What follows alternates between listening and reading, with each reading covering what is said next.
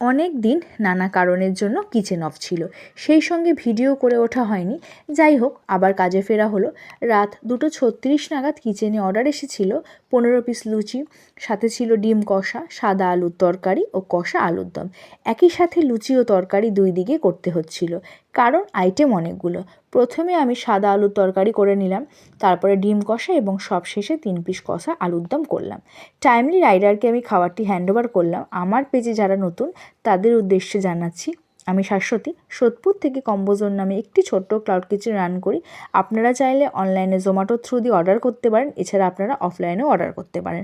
আমার ভিডিও ভালো লাগলে পেজটি ফলো করে অবশ্যই পাশে থাকবেন।